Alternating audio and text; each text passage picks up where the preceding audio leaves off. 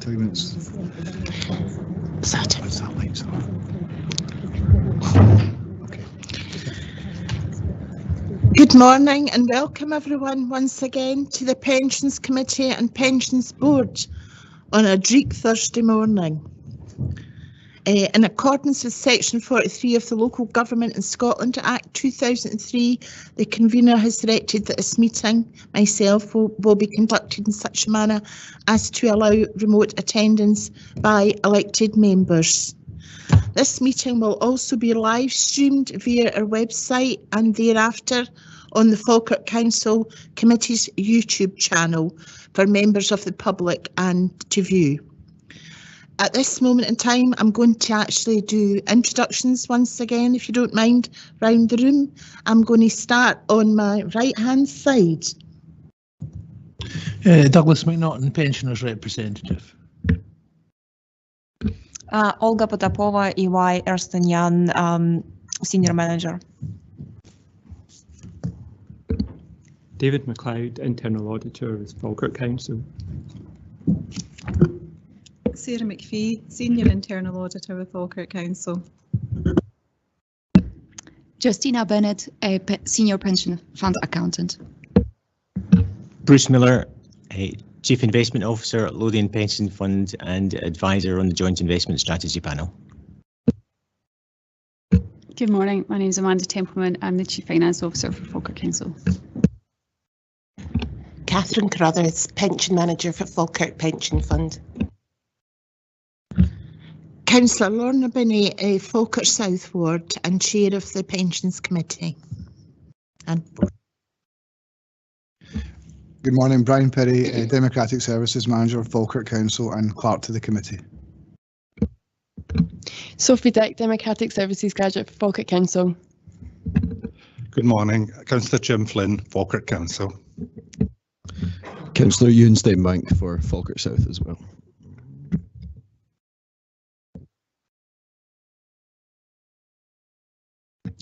Tony Caleri, Unison Rep to the board. Andy Douglas, still on Council and Committee Member for Unison. got some members online. Could we start with Councillor Sinclair? Morning all, Councillor Ian Sinclair, Falkirk North Ward. Councillor Quinn.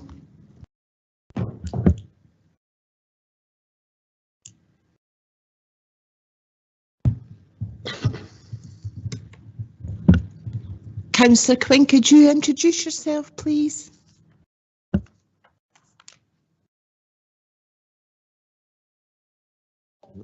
We'll move on. We've got Mr. Morrison, could you introduce yourself?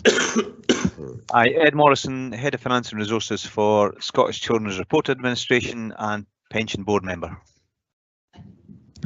Mr. Murphy, could you introduce yourself, please? Morning everyone, it's George Murphy. I'm the Interim Chief Finance Officer at Stirling Council. Mr. Roman. Hello, Hassan Rahiman, partner with EY and responsible for our external audit. That's lovely. Is that everybody that's actually online? Introduce themselves now. Councillor Quinn, are you there? Can you introduce yourself? Thanks.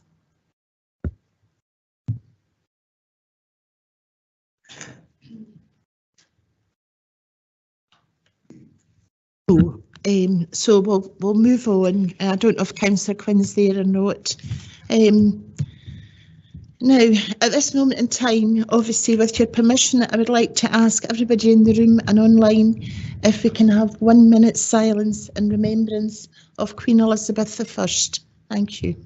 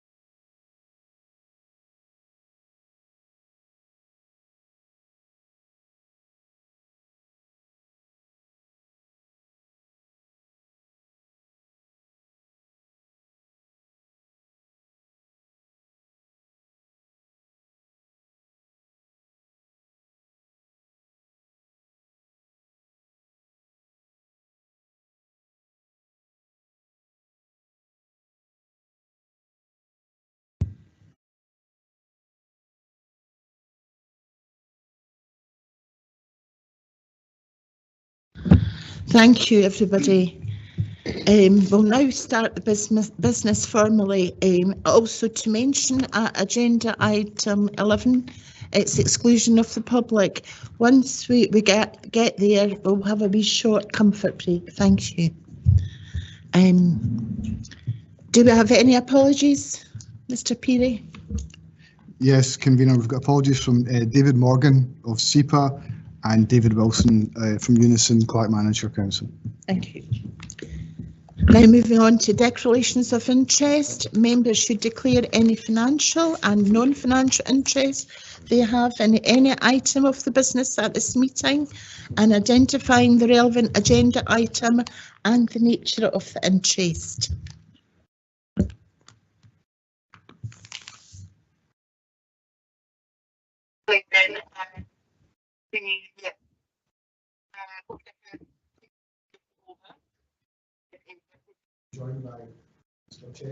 Okay, thank you. Thanks, Sam. Okay, I'm afraid I've got to go now. Okay, thank you for all your time, Sam. Okay, take care. Enjoy the rest of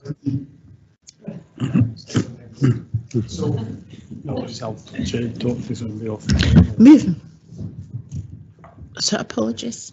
We've done apologies. Yes, next on the agenda is the minute of the joint meeting of the Pension Committee and Board that was held on the 25th of August 2022. It's on pages 3 to 8. I'll give you a minute to have a wee look at that.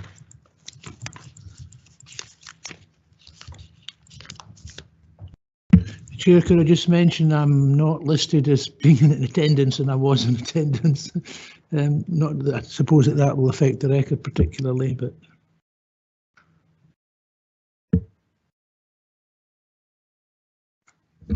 sorry, can I just clarify? I couldn't quite see who was saying that. Sorry, it's Douglas. Douglas Naughton, the pensioners rep. I'm not listed as being in attendance or even being in an apology. Indeed, I don't exist. But I was honestly here on the 20th. You were. Apologies, that will. That's all right. So has everybody had a look at the minute? Do we agree the minutes? Could I point out just, I wasn't at the meeting actually, but I see David Wilson, Unison, is listed here as still in council. I think it's actually Client Manager. Thank you for that information. We will note that. Thank you. On now to the main part of the business. Agenda item 4, external audit annual assurance. 1, 2, and this is.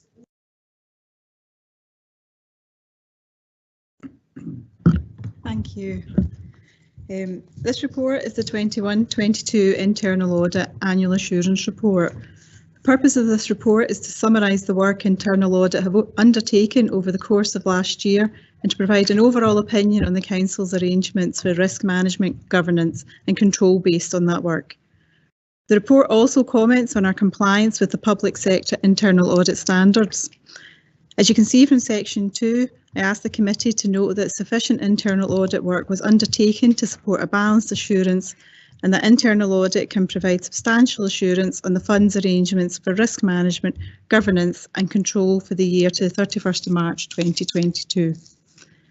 Section 3 of the report explains the reviews undertaking as part of the 21-22 Internal Audit Plan, which was approved by the Pension Committee. Section 4 describes the approach taken for the internal audit work. It is noted at paragraph 4.4 that a sample of 60 was taken, and paragraph 4.5 details the noted minor discrepancy. As stated, this has now been rectified with additional checks implemented. Paragraph 4.7 to 4.11 notes the impact of a complex cyber attack on one fund employer, which has resulted in detailed guidance being issued. In order to mitigate an incident or attack, the risk has been included in the Council's and Fund's risk registers, as well as being in receipt of a range of external assurances. Section 5 of the report comments on our compliance with public sector internal audit standards. These set out the principles and practices that we must comply with, and every year we're required to undertake a self-assessment against the standards. This has given reassurance that we operate in line with the standards. This was undertaken by internal audit during March 22. There's also a 5-yearly external assessment, which the section last underwent in 2018, and we were found to be compliant. Thank you. David and myself are happy to try and answer any questions that you might have.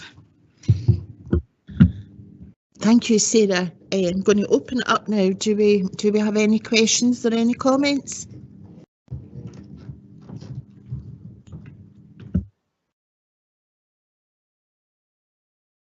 Is that Councillor Steenbank? Yeah, I was just checking my notes. Thank you, convener. I just had a quick question on the note at 4.5 about the 2 minor discrepancies. Were these on the employer side or on the fund side? I'll hand you over to my colleague David, who'll be able to answer as he did all the work on it. The discrepancies, it would be with the employer side, with the payroll sections at each fund employer. They'd be responsible for providing the information to the pension section. But I think with the discrepancies as well, I think the pension section contacted the employers and it was rectified. Thank you very much. Just wanted a bit of clarification as a new member. Appreciate it. Councillor Flynn, do you have a question? No.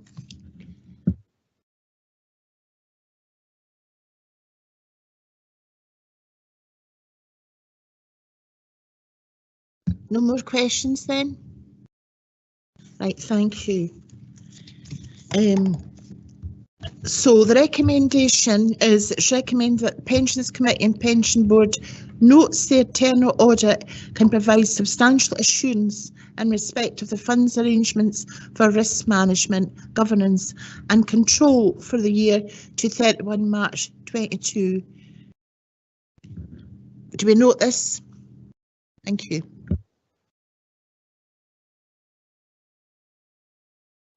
Moving on to agenda item 5, it's the internal audit plan for 22-23. We've got Sarah once again to take that. Thank you. This paper sets out our proposed programme of work for 22-23. After discussion with the pension manager, there are 2 main areas for review. Firstly, at paragraph 4.1, we will undertake transactional testing on the fund. It will be achieved by a sample checking of new members, pensions rights having transferred in and transferred out of the fund are correctly accounted for, retiring members have received correct pension payments, lump sum payments have been correctly paid, and iConnect controls are operating effectively. At paragraph 4.2, we'll follow up on the recommendations made in 21-22 internal audit review on the fund's cybersecurity arrangements, reviewing completeness of the implementation of the recommendations and that the assurances are consistent with mitigating controls. At paragraph 4.5 details the ongoing work that is being conducted with the pensions manager to understand the key risks associated with the merger of Falkirk and Lothian pension funds. And in paragraph 4.3 to 4.4 and at 4.6 provide background to the audit process, including the preparation of an annual assurance statement. To finish, I draw your attention to the recommendations at paragraph 2.1. In particular, can I ask the committee approves the internal audit plan for the year, but to bear in mind the need to be flexible and the internal audit will direct resources to where they're most needed. Thank you, and happy to answer any questions if you have any. Do we have any questions on this agenda item? None. Sorry, yeah, I've got a question. Oh, sorry. Sorry.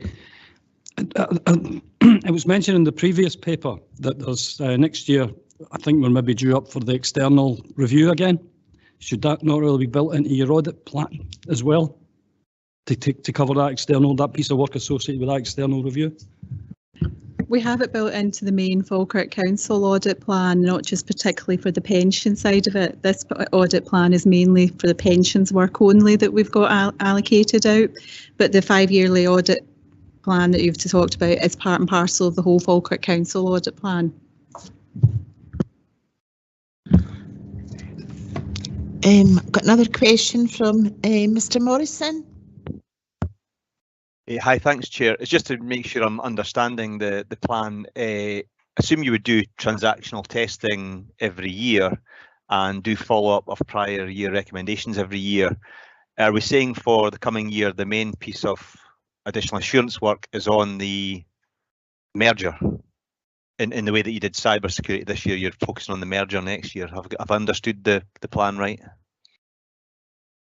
The main focus is going to be on our transactional testing and the follow-up of the cybersecurity. The merger work is going to be ongoing continually, so we've not really got an end date. It will be as and when we're required with the pensions manager. So it's nothing we can do a specific segment of work on and then conclude at the end, because it will just be continually ongoing until the merger is complete. Okay, so do transactional testing every year, and you would normally follow up recommendations, and there's ongoing work on the merger. There's no specific other operational area that you're going to look at in the coming year in the way that you looked at cyber this year. At the moment, we after discussions with the pension manager, we have got no particular area that we'll be concentrating on like cyber was last year. However, we feel it's important to do follow-up in cyber. It's not necessarily that every year we'll do follow-up. It depends on what the nature of that audit was in the prior year to if it requires the follow-up. That's great, thanks. So just making sure I was understanding the plan. Thank you. Thank you. Do we have any more questions, comments? None? It's recommended that the Pensions Committee and Pensions Board agrees proposed Falkirk Council Pension Fund General Audit Plan 2022-23 and notes the annual assurance report will be provided. Agree? Thank you.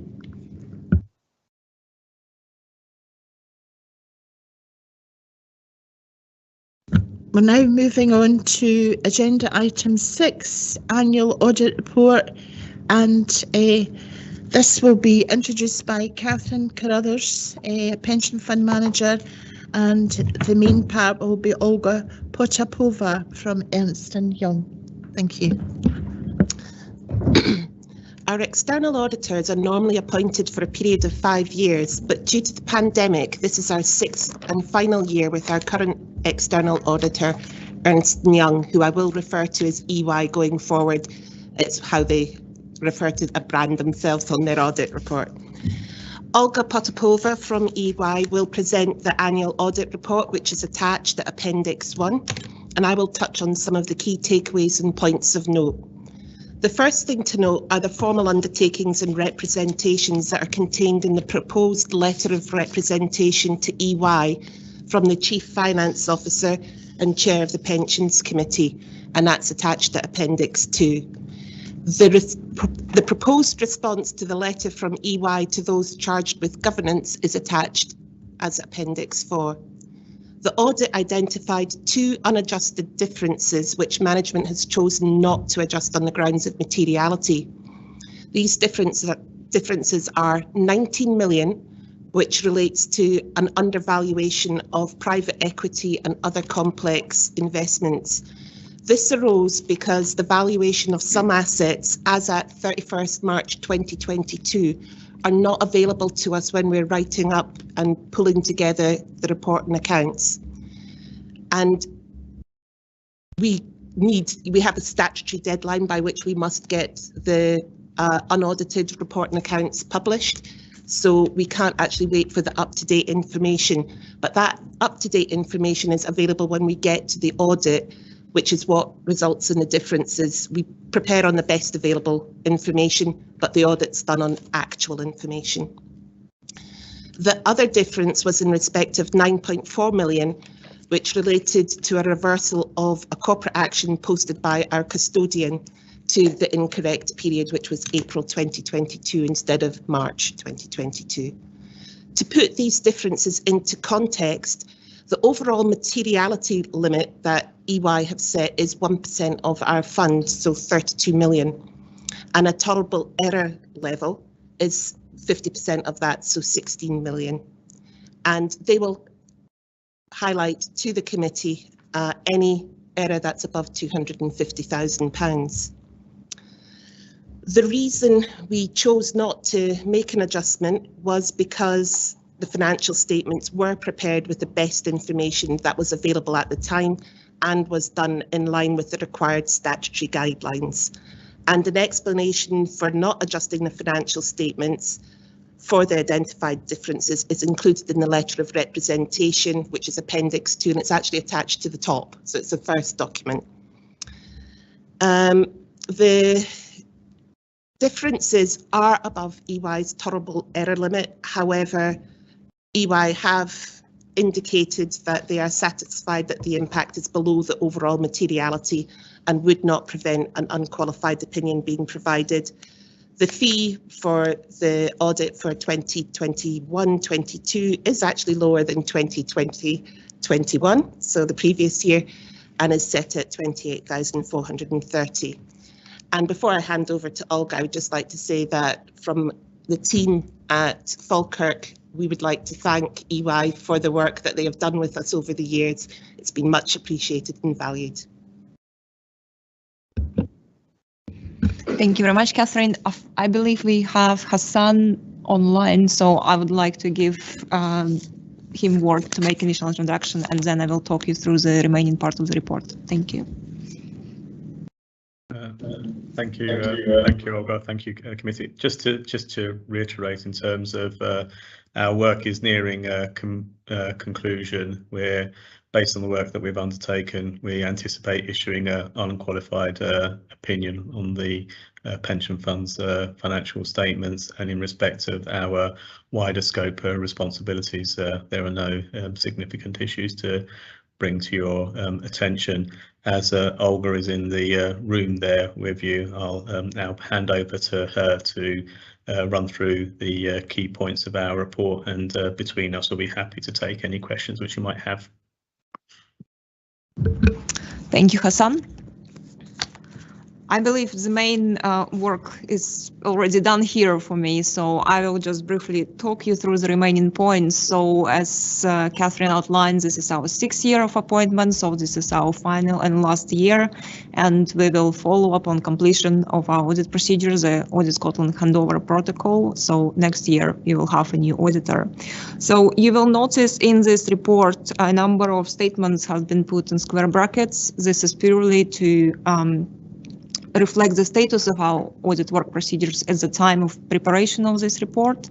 So upon completion of financial statements procedures and signing and receiving the signed response on the letter to those chartered governments and letter of representation, we will obviously finalize our report before submission to the Audit Scotland, and as always it will be published on the Audit Scotland website. So as always, our audit is divided into parts. The first part is the core financial statements audit, and as Hassan indicated, we have not identified any issues that would impact our audit opinion. The key components of our audit opinion is in fact summarized on page 10 of our report. So we have not identified any issues here that I would like to draw your attention to.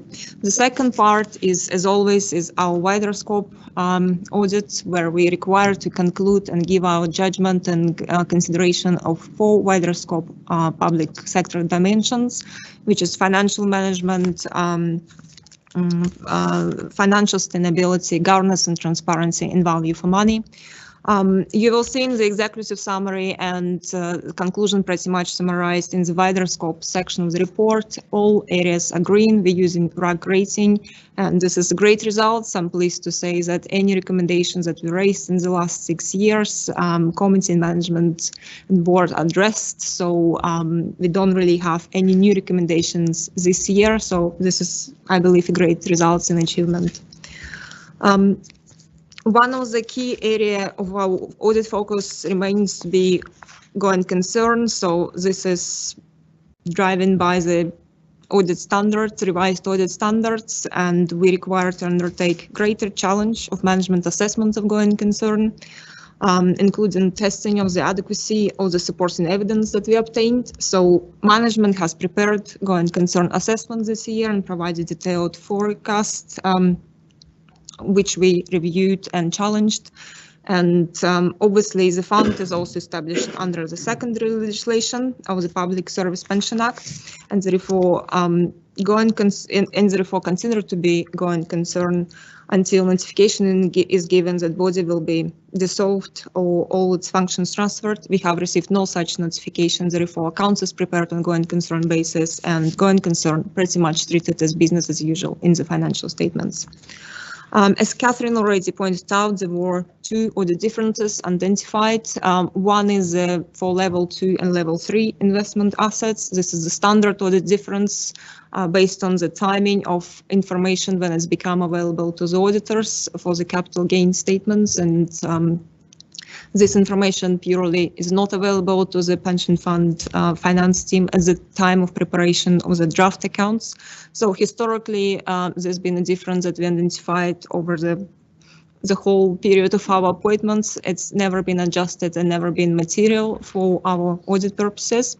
In addition to that, it's obviously was one additional error identified this year when Northern Trust basically incorrectly posted or incorrectly not reversed corporate actions in the correct accounting period. So that was a new error identified this year of 9.4 million. But again, we consider this impact on our audit opinion, on our overall audit methodology and materiality, and concluded that it will not affect our audit opinion in any way, and it will not be material for the users of financial statements.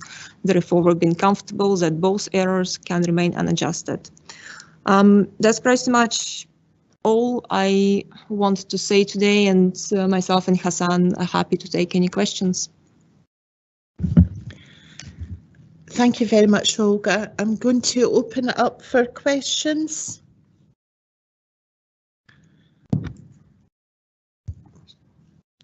Councillor Steinbank, do you have a question? Oh, no, sorry. This is it. Mr. Harriwer, have you got a question? No. Andy Douglas. Mr. Douglas, I beg your pardon. It's not really a question, it's more an observation that in financial sustainability exhibit 1, it's very welcoming to see that we're actually going to return a surplus going by the 22 valuation. And I think that's been a long time since we've been in the black as far as that's concerned against liabilities. So it's very welcoming. Thank you very much. Yeah, that's a good observation, and it's welcome, isn't it? So no more questions, no, or comments at all? And just to say thank you very much, Olga. That was we really appreciate the work you do, and I notice your conclusions that there was no disagreement during the course of the audit over any accounting treatment or disclosure, and you've encountered no significant difficulties in the audit. We really appreciate that. Thank you. Thank you. I'm now going to talk about the recommendations. The Pensions Committee and Board are asked to note the annual audit report for 21-22, the intended and Sorry, who's... It should be finished by 11:30. How many am I booking? He's going on to mute. That's right. I'll continue then. The intended and qualified audit opinion and the two identified audit differences. To note these, and also the Pensions Committee is asked to agree a letter of representation addressed to Ernst & Young from the Chief Finance Officer and Chair of the Pensions Committee, and the response to the Ernst & Young letter of the 26th of July 2022 addressed to the Pensions Committee. So do we agree, everyone? Yes, thank you.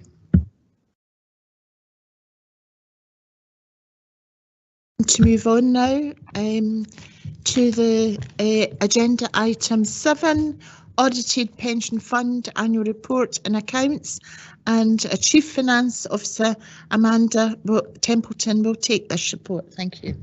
Thank you, Convener. So the purpose of the report in front of you today is to ask a committee to approve the audited accounts. At the August meeting, the committee considered the unaudited accounts, and as you've just heard, the accounts have now been through the audit process, and EY plan to issue an unqualified opinion. Section 4 of the report on page 75 of the agenda reports that a number of presentational changes have been made, but there's been no significant changes since the accounts were considered by committee in August. During the meeting in August, I highlighted a number of key points from the accounts, and I won't go through all of those again, but I'll just reiterate a few sort of headline figures. The closing net assets as at 31st of March 2022 for the fund was 3.2 billion. The estimated funding level as at 31st of March 2022 was 113%, albeit that's represents a point in time, and I think we discussed that slightly in August. There is upward pressure on the cost of future benefits because of the higher inflation, so that means that members will receive higher increase to the benefits being earned and therefore paid. And again, I think we covered a little bit of that at the August agenda in terms of some of the information that Hymans had provided in the valuation. The investment return information highlighted a return of 13.1% for the year against a benchmark of 6.2%. And we noted that that provides reassurance that the fund's investment strategy is working well, not just for 21-22, but also from that longer term point of view. And the management commentary to the accounts notes the risks, particularly around investment activity and the increasing risk due to economic volatility, and the conflict in Ukraine is highlighted in the management commentary. So as highlighted at the August committee, the accounts are subject to Local Authority Accounts Regulations 2014, and that's very prescriptive in terms of the timeframes for approval and signing the audited accounts. The accounts should be approved by the 30th of September each year, which is what the purpose of this committee and consideration of this report will fulfil. And immediately following approval, various statements in the accounts must be signed and dated by the appropriate person. And then following signature, the accounts will be passed to EY. Once the audit certificate is signed and included in the accounts, we have a duty to publish those accounts no later than the 31st of December each year. And finally, I'd just like to take this opportunity to thank the pensions team, particularly Justina, Alistair, Catherine, for all their hard work in pulling these accounts together, which is certainly not a simple task. I'd like to also reiterate my thanks to EY for their support over the past 6 years. Happy to take any questions. Thank you. Thank you, Amanda. I'll open it up for any questions or any comments now. Thank you.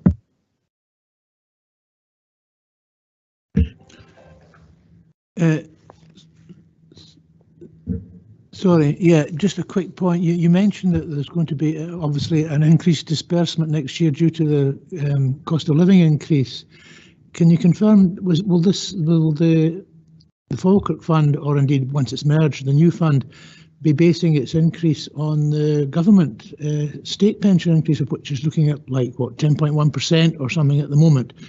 Can you clarify how that's calculated, or what allowance you have written into this pending a final announcement of what the actual increase will be in the next financial year?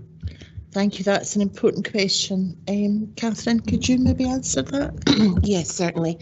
So the annual pension increase we apply each year is dictated and it's set out in statute, and it is always the movement in the consumer prices, currently that is, consumer prices index between each September. That will be announced at some point after the 14th of October, because it's always the following month. So we should have an indicative feel for what the percentage increase will be before the end of October, but then that's not confirmed by government until Q1 of the following year. So that's when it gets written into the legislation, but the indicative will be whatever the movement is in September in CPI. Yeah. Does that answer your question? Yes, thank you, that's right. And that's a very pertinent question, Mr. McNaughton. It'll be on everybody's minds at the moment. Of course, yes. Yeah, I've had people come to me too with that question. Thank you. Sorry, yeah, I mean, obviously, so the triple lock does not actually apply in this instance. It's purely one index as opposed to the three that the state pension applies.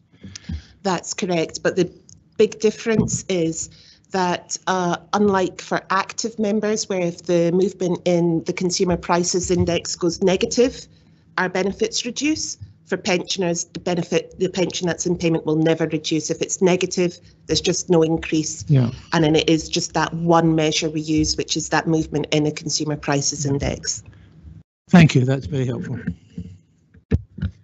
Going to continue now with any more questions or comments? No? I'll move on to the recommendation then. The Pensions Committee is asked to approve for signing the Audited Pension Fund Annual Report and Accounts for 21-22 and for their publication on the fund website. Do we agree?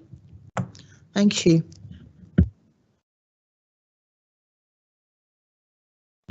Moving on now to agenda item 8, General Governance Matters, and our Pension Fund Manager, Catherine, will take this report.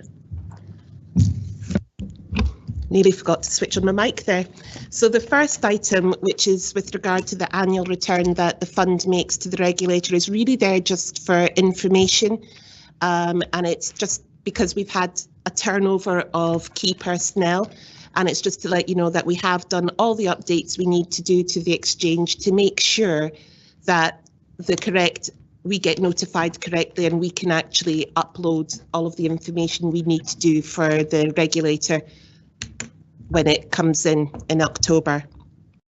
We're also currently working on our data quality to make sure we can improve, or hopefully improve, the quality score that we submit as part of our scheme return. The next item, you might wonder why I've put this in here, because it is particularly relevant to England and Wales because it's Action Fraud, which is the UK's national reporting centre for fraud and cybercrime, where you would report if you've been scammed or defrauded in England, Wales and Northern Ireland. In Scotland, it should be Police Scotland. But the webinar is a free webinar and it focuses on a topic which is UK-wide. It is about pension scams. It is about being defrauded.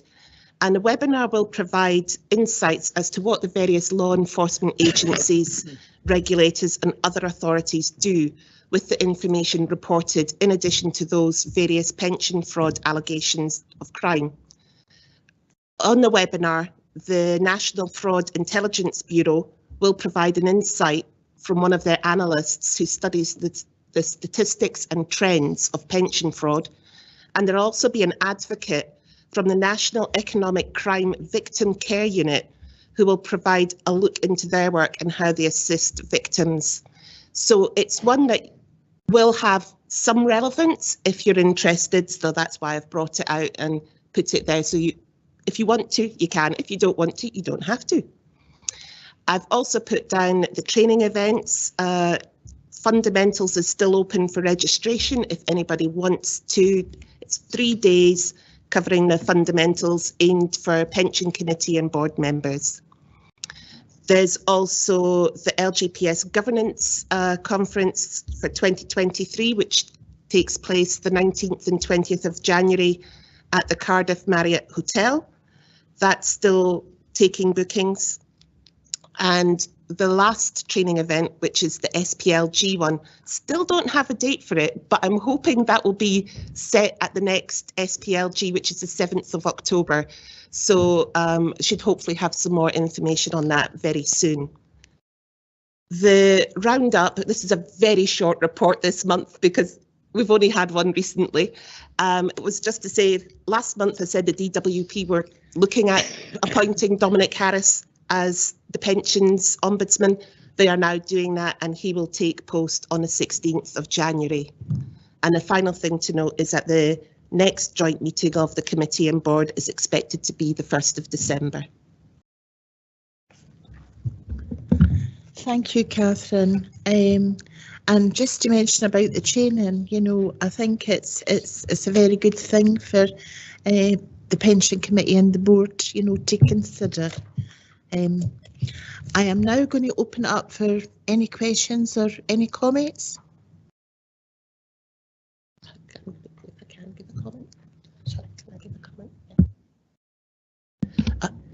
If I could just add to build on what Councillor Binney said, reasonable travel expenses are reimbursed by the fund if you are travelling on fund business. So it's just to make people aware, because I know there are some new committee members who might not be aware of that fact, but if you're travelling on fund business, reasonable expenses, if you're a Falkirk councillor, you put it through my view. Thanks, Catherine, for clarifying that. That's important. As I say, do we have any comments, questions? No? Okay, going to the recommendations now. The Pensions Committee and Board invited to note the contents of this report and also the annual return to the pensions regulator. Do we agree? Thank you.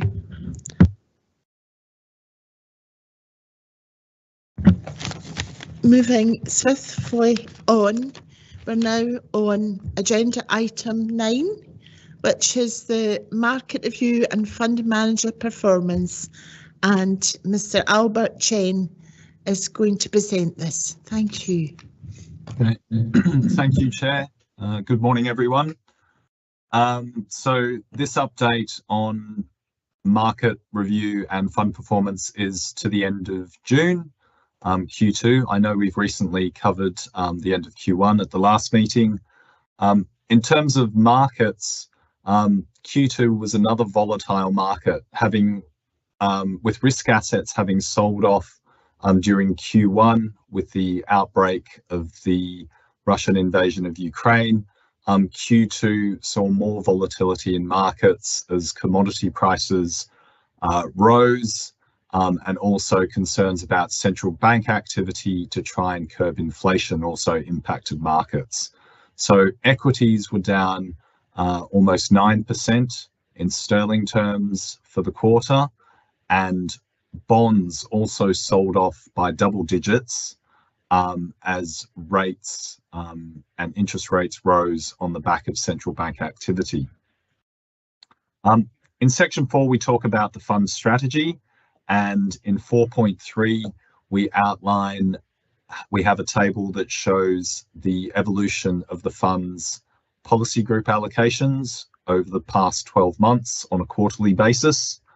So the main thing I would highlight there is the right-hand column, which shows the position as at 30th of June relative to the target, a slight overweight to equities, more or less in line in relation to real assets, and then underweight positions to both non-gilt debt and LDI, which the fund has benefited from as rates have been rising.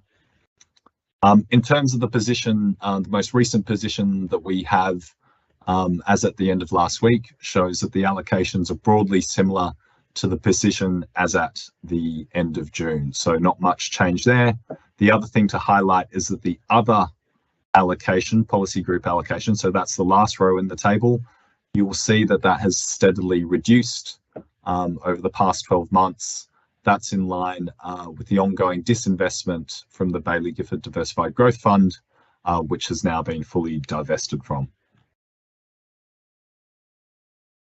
In terms of fund returns, in section 5, the fund returned minus 4.8% over Q2.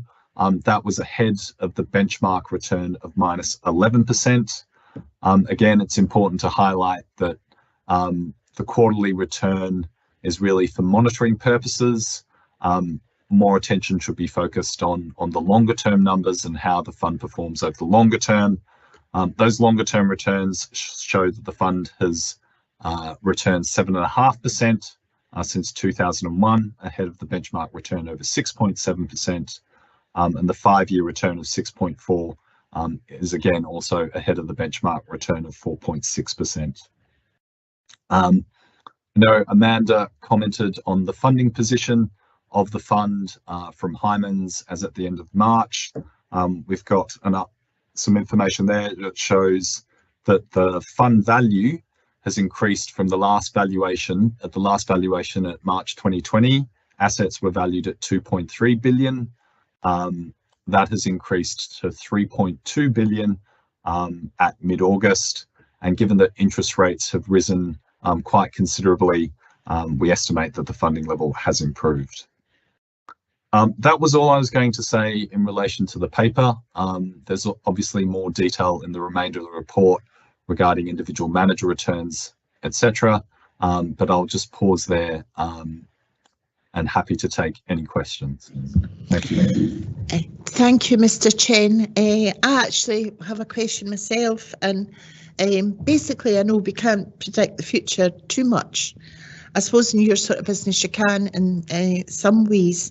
However, with the ramping up of conflict in Ukraine, between Ukraine and Russia and perhaps the rest of the world, is there a cause for concern at the moment because of that? Is that something that we are closely monitoring?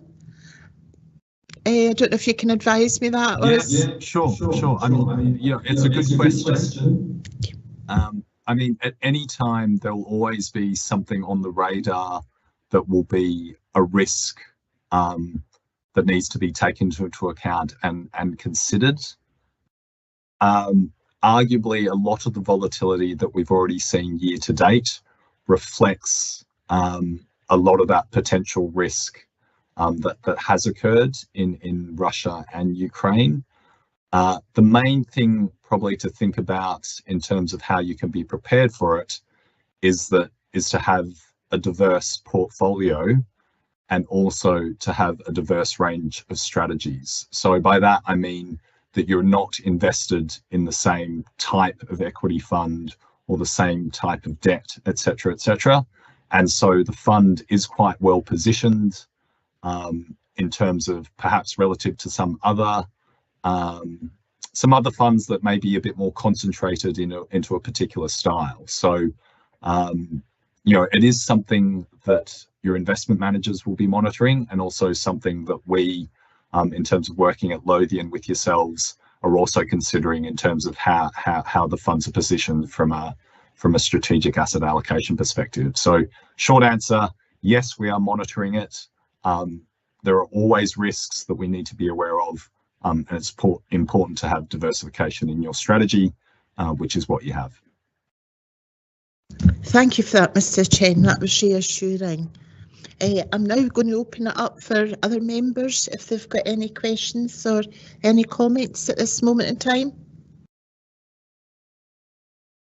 None? Okay then, we're going to go to the recommendations. The committee and board asked to note recent investment market developments, 2, the fund's strategic allocation, the fund's performance for the period ending 30th of June 2022, and the investment monitoring activity of the GISSP. Do we agree? Thank you.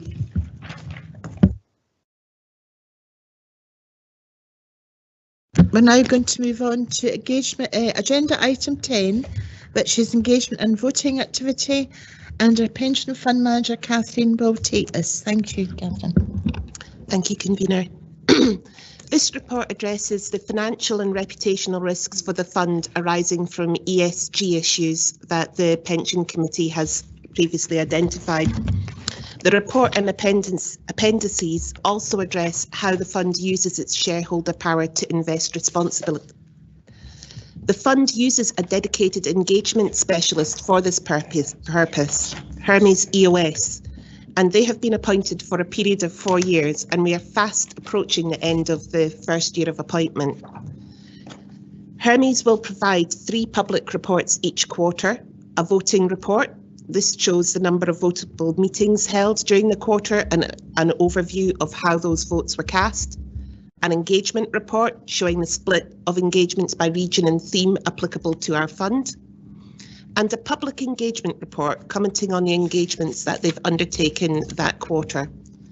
The highlights report, which is not a public report, has been uploaded to the SharePoint portal, and the committee and board are asked to treat this document confidential. Over the last quarter, Hermes made voting recommendations at 49 meetings covering 989 resolutions.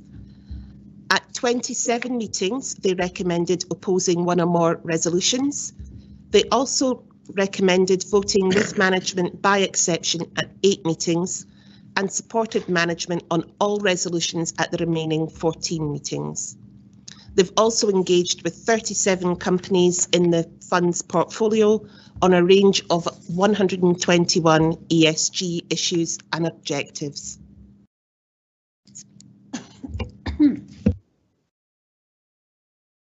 Thank you, Catherine. I'm now going to open it up if anybody has any comments or questions. None? None. Okay, I'll go to the recommendation. The Pensions Committee and Pension Board are invited to note and comment on. Apologies, Bruce. So yes, sorry, I just wanted to interrupt there. It was really because we got asked a question. You're aware that David Morgan, the chair of the board, is not present, but he has been engaging, you'll be glad to hear, in between, and he's been asked a couple of questions. I thought I should maybe cover them at this point. It seemed relevant to this particular section and also to the prior paper. So the first question that he asked about was, he referred to the prior paper section, paragraph 3.1, and he was asking about the way it was written, which he felt suggested that the attempt to reduce greenhouse gas emissions had affected oil prices in an upward direction, and he was sort of objecting to the wording there. I've reread the wording, and I'm quite sure that we're correct in the wording that we used. It has had an impact on oil prices, along with supply and demand in general. Supply has remained low and that's driven oil prices up because demand has obviously recovered post-COVID. So just to clarify that for David's purposes. So that was number one, and then he followed up with some questions on engagement and divestment, and I'll read out what he said here, and this is from the last meeting that you were all at. I'd also like to support the views expressed by Councillor Quinn that the stance of the fund regarding the risk threshold for moving from engagement to divestment remains very unclear to me. I remain uncomfortable about that. And my response to that is that risk thresholds are very unclear and uncomfortable. You have to understand that the prices of securities and the value of the investments that you have in the fund, essentially represent the collective assessment of all market participants about their risk. So by its very nature, it's not clear. It is a matter of judgment, and that's why we employ investment managers to assess that risk and the return outlook for companies. David followed up and said, I'd like to reiterate my request for some type of tracker which shows the companies where engagement is failing and quote material risks remain, so that the committee, GISP, etc. can consider when divestment may be appropriate. We were told this was in the works a number of months ago, and I think it's critical to show that we are meeting the requirements of our own statement of responsible investment principles. Quote, where material risks remain following engagement activity, we ultimately retain the ability to divest by selling out from any positions. So again, it is the role of the investment managers to judge whether engagement activity is mitigating risk or not. Investment managers, committee, GISP, and so on have an increasing amount of data available to support their judgments, but it is still an uncertain world. I've covered the question about oil and gas price increases. It's very much like any commodity. Capacity can drive prices up and down, as you know, in a fairly unpredictable way. Technology is also a driver. And then I'll finish off. The last point David makes is my understanding is that the policy was being, this is on divestment in particular, that the policy was being developed by David Hickey following the 22nd October 21 meeting, where the committee agreed the following resolution: to instruct officers to identify process and methodology whereby direct investments in fossil fuel companies could be tracked in terms of effective actions by these companies consistent with the UN Paris Agreement. So just to clarify on that point, the responsible investment policy was developed by Falkirk officers, so it was Brian and Alistair in particular, and Lothian officers taking advice from the Joint Investment Strategy Panel. And the committee did approve that. Just make the point that David himself was co-lead on responsible investment matters for Lothian. He contributed significantly to that policy. And I also just want to highlight that Lothian is a participant member of Climate Action 100+, and we engage with one of the world's largest greenhouse gas emitters, representing owners of $68 trillion of assets, that trillion. And the aim of that organisation is to ensure that the largest emitters take the necessary action on climate change. You should know that that policy is very similar to that of most other LGPS funds in the UK who collaborate. And many of them are, counted in that $68 trillion of assets. So then, finally, in terms of tracking fossil fuel companies and their effective actions, to be consistent with the Paris Agreement, there is a tool that's referred to in the Statement of Responsible Investment Principles, the Transition Pathway Initiative. They actually work, hand in hand with Climate Action 100+, and they publicly cover, I think it's 55 to 60 oil and gas companies, and they rank them according to the management of the greenhouse gas emissions and of risks and opportunities related to the low carbon transition. So that's a bit of a long answer. Hope that helps. It's relevant for the engagement and voting paper that you see. You'll see a lot of information about Climate Action 100+ in that document today, and the fund basically uses the expert advice from Climate Action 100+ and TPI and EOS themselves, who do a lot of work in this area, and hopefully that answers David's questions. Thank you, Mr. Miller, answering the questions for David Morgan. That was really helpful. There was quite a lot there. I don't know on the back of that if there is any other comments or questions from members here that want to come in based on these other questions that got asked. None?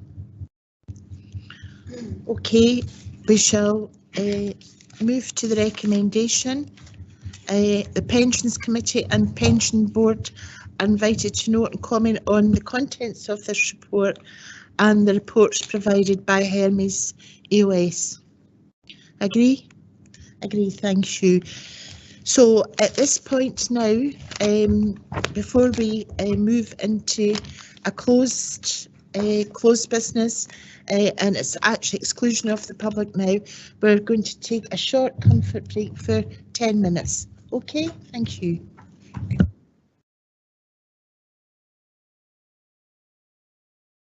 Just asking for the context, please. So